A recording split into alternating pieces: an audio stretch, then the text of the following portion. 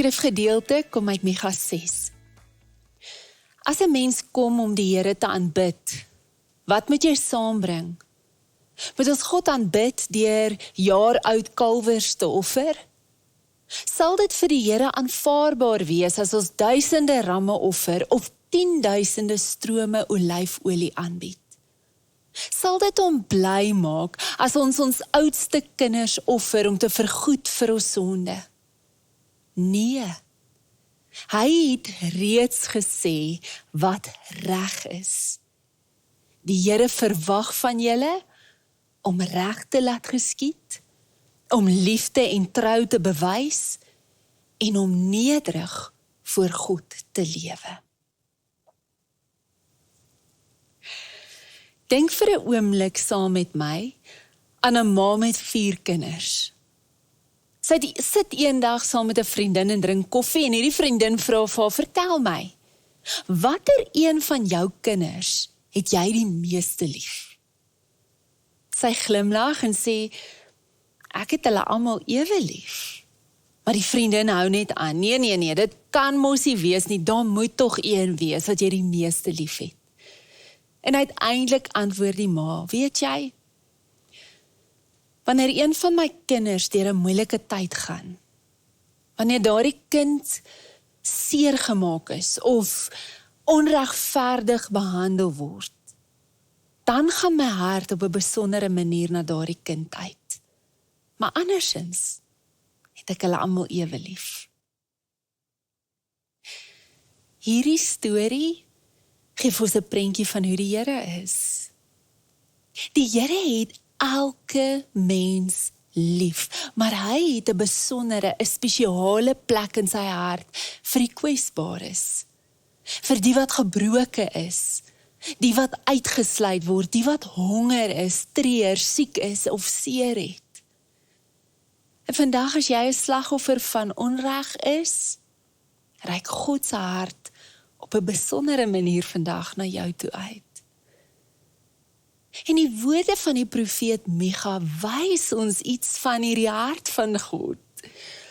Micha was in die 8ste eeue plattelandse seun wat van buite Jerusalem gekom het. En hy het gekyk na sy wêreld en hy het geweet, iets is nie reg nie. Hy het korrupte leiers gesien. Hy het gesien hoe mense deur hulle uitgebuit is. Hy het afgoderry, gierigheid en hy het armoede gesien en hy het geweet, dit breek God se hart, dis nie reg nie. En daarom roep hy uit, Here, wat vra jy van ons om reg te maak? En dan kom die Here en hy gee hom hierdie woorde, maar die Here het klaar vir ons gesê en klaar vir ons gewys wat hy van ons verwag. En dis om reg te doen, om goed te doen, deur reg te laat geskied, deur liefde te bewys, en deur nederig saam met God te wandel. Dis wat goed en wat reg is. T.S. Eliot het eens gesê, mense probeer altyd 'n stelsel bou wat so perfek is dat niemand self goed hoef te wees meer nie. Maar dit gaan teen Jesus se pad, want Jesus wys 'n heeltemal 'n ander pad. As jy gaan kyk na sy lewe, dan sien jy hoe hy sy disippels nie uitgestuur het om regerings te stig nie. Hy stuur hulle om sy boodskap en sy manier van lewe te leer en te leef reg in die middel van 'n wêreld wat gebroken, onregverdig, gierig en volmagsig is. En hy sê vir hulle, gaan na daardie plekke toe. Dis wat die Here vir ons wys wat reg is. Geregtigheid, liefde, nederigheid. Daar waar daar korrupsie en onreg is. En let op, is al 3 hierdie saam, want as jy een uithaal, dan raak die ander skeef. Geregtigheid sonder liefde en sonder nederigheid dit word selfregverdiging. Liefde sonder geregtigheid word sag en oppervlakkig en nederigheid sonder die ander twee word selfgesentreerd. En so die uitnodiging vandag is met hierdie prentjie, hierdie lens van al drie hierdie uitnodigings van dit wat vir God reg is en dit wat goed is, wat hy vir ons sê en wys. En hoe werk ons dit in ons lewe in? So die eerste uitnodiging is doen reg. Hoeveel keer het jy al gesê, as jy iets sien of iets hoor, dis nie reg nie. Nou ek glo elkeen van ons word gebore met 'n verlange in ons hart. En dis 'n verlange wat jou hond of jou kat nie het nie. Dis 'n verlange wat ons verbind met die hele mensdom en dit is 'n verlange om verkeerde dinge reg te stel. 'n Verlange om die wêreld 'n bietjie beter te los as wat ons dit gekry het. In Bybelse taal, 'n verlange na geregtigheid. Maar ongelukkig, soos ons ouer word, soos ons loopbane bou en ons eie belange nastreef, word daardie verlange dikwels begrawe.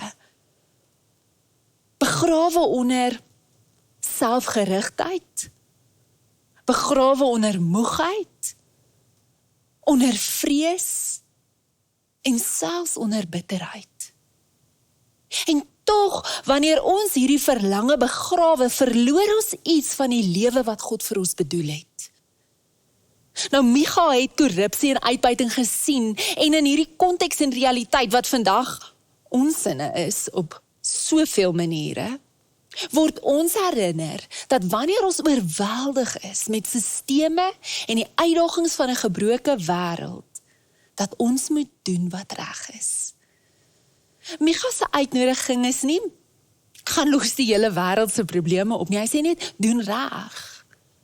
En hier is die ding, sosiale, ekonomiese en politiese sisteme maak saak. Maar as 'n volgeling van Jesus kan ek nooit sê, ek gee nie om vir die armes nie, ek soek net 'n beleid en besluite wat my eie lewe ryker gaan maak, al kos dit ander nie. As my verhouding met die Here my afsluit van die pyn in die wêreld, as dit my ongevoelig maak vir iemand anders se seer, as dit my net al hoe meer besig hou met my eie welstand en gemaak, dan moet ek eerlik vra, is dit regtig die gees van Jesus wat my lei? As volgelinge van Jesus behoort ons alles in ons vermoë te doen om te help dat daardie sisteme God se karakter en geregtigheid weerspieël. En dis presies hoekom ons as 'n kerk, as 'n geloofsgemeenskap sê, weet jy, sonder verskoning, ons roeping is om nooit armes te vergeet nie en om Jesus te volg. En hierdie tweede deel om Jesus te volg is so belangrik, want geen stelsel, geen politieke program, geen ekonomiese plan kan die menslike hart verander of 'n gebroke karakter genees nie. Net Jesus kan dit doen. En as jy wil hê hy moet dit in jou doen, dan begin jy waar jy is. En dit is wat ons gedoen het, toe ons die honger om ons sien, het ons gesê, dis nie reg dat kinders honger moet gaan slaap nie. En so ons het begin waar ons is en met wat ons het. En dis ons uitnodiging vir elkeen. Jy leer om Jesus dag vir dag, stap vir stap te volg, om sy hart te doen wat reg is vir die armes, die geringstes, die kwesbaarste deel, waar ook al ek is of gaan, of dit nou is in my huis, of dit is in my besigheid, en of dit is in my omgewing. Ons is gebombardeer deur die nood om ons. Ons kan nie maak of ons dit nie sien nie. Maar om 'n tree te neem, eerste tree, daar waar jy geplaas is, om te doen wat reg is. Jy kan dalk nie al die sisteme verander nie, maar jy kan hom volg om te doen, te praat, te sê wat reg is en wat nie reg is nie. Die tweede komponent van dit is om liefde te wys. Nou as Micha sê om liefde en trou te wys, gebruik hy hierdie woord gesed.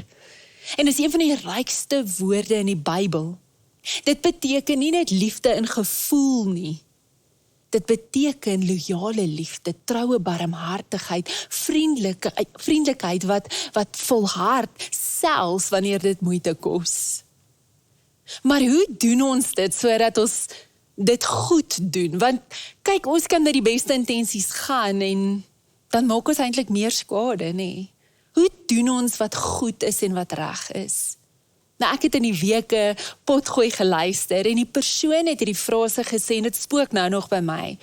Sy het gesê, I love others by going to meet Jesus, not to be Jesus. Dis groot. I go to meet Jesus, not to be Jesus.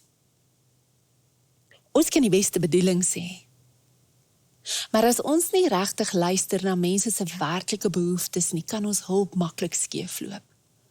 Soms sonder ons dit besef, voel ons omgee vir iemand, vir hulle indringend of neerhalend.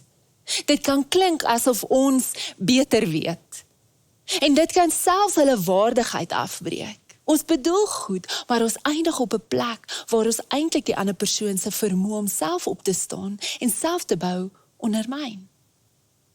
Want jy sien, ware liefde en barmhartigheid vra van ons om teenwoordig te wees, om te luister en om mense se stem en inisiatief te respekteer en te eer. Want dis nie ek wat die redder is nie, dis Jesus. En Jesus is in ons midde. So ons gaan met 'n ingesteldheid, ek gaan na jou toe, omdat ek glo Jesus is reeds daar. Van wanneer ons so lief het, gee ons ander hulle waardigheid terug. Nie omdat ek iets terug wil hê nie, nie omdat ek wil saai sodat ek kan maai nie, net omdat dit goed is. Omdat dit liefde is, ontmoet ek jou waar jy is. En die ander ding is, wanneer ons so lief het, dan word ons self verander, want in daardie ontmoeting ontdek ons iets van Jesus wat ons nog nie geken het nie. Dis iets van wat Jesus daar in Matteus 25 sê, as hy sê, ek was honger, julle het my iets gegee om te eet, ek was dors, julle het my iets gegee om te drink, ek was 'n vreemdeling en julle het my gehuisves.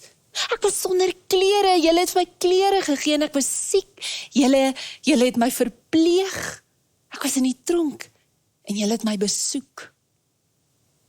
En dan sê die disippels en die volgelinge daar, maar wanneer het ons dit gedoen? Hulle is so onselfbewus. Hulle het net liefde gegee omdat dit liefde is. En dan sê Jesus, dit wat julle aan die geringstes gedoen het, dit het julle aan my gedoen. Dit wat julle aan die geringstes gedoen het, onselfbewus, uit liefde, doen julle aan my. Dis om liefde te wys. Dis om na mense toe te gaan, nie met die kompleks dat ek al die antwoorde het en Jesus is nie, maar dat Jesus reeds daar aan die werk is. En ek wil wakker wees, ek wil luister hoe dit vir jou is, en ek wil jou daar ontmoet. En dan wandel nederig. Is die derde uitnodiging wat daar kom in vers 8, en is sekerlik die moeilikste een, want ons wêreld bewonder selfvertroue, bewonder prestasie, bewonder status, maar God vra ietsie anders. Hy vra nederigheid. Dit beteken dat ons beperkings en ons tekortkominge moet erken. Wanneer ons eie armoede en nood kan erken, dan kan ons afhanklikheid van hom besef. Was Douglas Steer wat gesê het, finitude is a gift. Met ander woorde, ons beperkinge, ons kleinheid, dit is 'n gawe. En dit klink baie teenstrydig met dit wat ons innerlike wêreld en buitewêreld vir ons dikwels sê, want kom ons wees eerlik, wanneer ons die massiewe onreg in ons land en wêreld sien, die armoede, geweld, korrupsie, voel ons soms lam geslaan. Hoorie, wat kan ek nou hier bydra? Hoe gaan ek dit verander? My eie lewe is 'n gemors. Ek moet hier begin voor ek nog enigiets daar gaan kan vermag. Ek kan maklik dink as gevolg van my verlede en my eie gebrokenheid kan ek niks beteken nie, maar dis nie waar nie. Your finitude is a gift. Juis as gevolg van jou gebrokenheid en jou verlede kan jy soveel doen, want dit bring ons in 'n nederige posisie waar ek besef ek's nie in beheer oor alles nie. Ek het die Here net soveel soos hierdie geringstes nodig. Wanneer ek my tekortkominge erken, kan ek nie meer voorgee ek is die redder van ander mense se stories nie. Ek kan net saam met hulle voor die Here staan as een bedelaar wat vir 'n ander bedelaar wys waar daar brood is. My pa gaan tans deur groot gesondheidsuitdagings.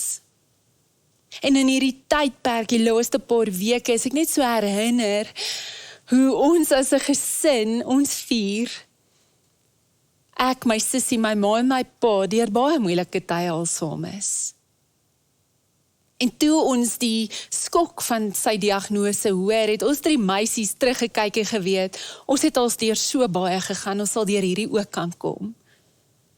Want as ek vandag terugkyk, besef ek, dinge kon soveel anders gewees het. Ek kon die een gewees het wat sonder kos moet gaan slaap. Ek kon die een gewees het wat nie meer 'n dak oor my kop het nie, ons kon dit gewees het. Later in my lewe was daar omstandighede waar ek die een kon wees wat my werk verloor. Maar deur my verlede en deur die Gees se werk in my en deur my, het God selfs die moeilikste omstandighede omskep in betekenis. En baie van ons dink, ons moet alles in ons lewe in orde kry, voordat ons iets vir die Here of vir mense kan doen, maar nederigheid sê, ek begin verder as myself gaan, en ek stap nou oor die straat met 1 daad van geregtigheid of liefde, al het ek nie alles together nie, of uitgesorteer nie, en later, as ek terugkyk, sien jy nie wat jy gedoen het nie, maar wat die Here in jou gedoen het, en dit beteken nie, jou pyn of jou verlede is nie meer sleg nie, of dis oukei wat met jou gebeur het nie, maar die Here het dit gevul met betekenis.